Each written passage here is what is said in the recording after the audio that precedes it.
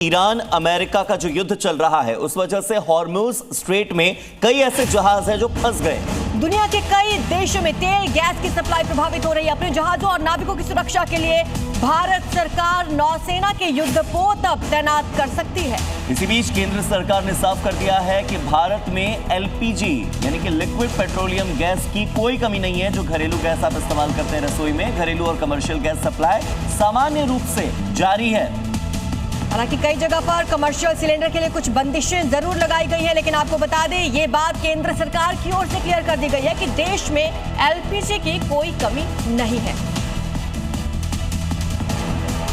तो केंद्र सरकार के निर्देश के बाद तेल रिफाइनरीज ने 10% उत्पादन को बढ़ा दिया है। सभी रिफाइनरीज 100% क्षमता पर काम कर रही हैं। रोजाना हो रही है 60 लाख सिलेंडर की सप्लाई।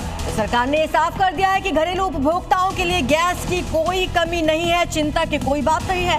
कमी होने पर इंडस्ट्री से गैस डाइवर्ट कर सप्लाई सुनिश्चित की जा रही है। वहीं आयात भी 55% से बढ़ा दिया है, 70% कर दिया है। यानी कि बाहर से भी जो गैस मंगवाने का काम है वो 15% तक बढ़ गया है, 55 से 70%, और साथ ही साथ जो प्रोडक्शन है वो 10% बढ़ गया है।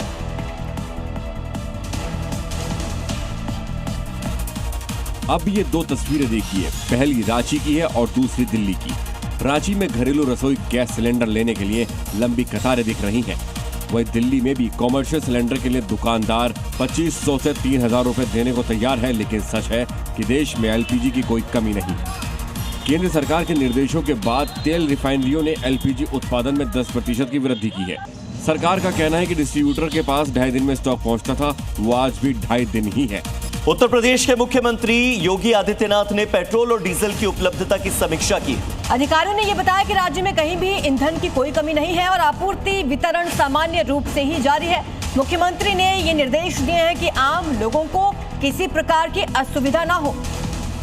इसके साथ ही जमाखोरी और कालाबाजारी पर कड़ी निगरानी रखने, साथ ही बनावटी संकट और घबराहट के हालात न बनने दें, इसके भी निर्देश दिए गए।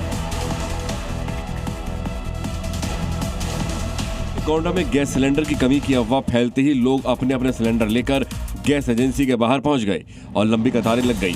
इस बीच मुख्यमंत्री योगी आदित्यनाथ ने राज्य में पेट्रोल और डीजल की उपलब्धता की समीक्षा की। अधिकारियों ने बताया कि प्रदेश में कहीं भी ईंधन की कमी नहीं है और सप्लाई सामान्य रूप से जारी है।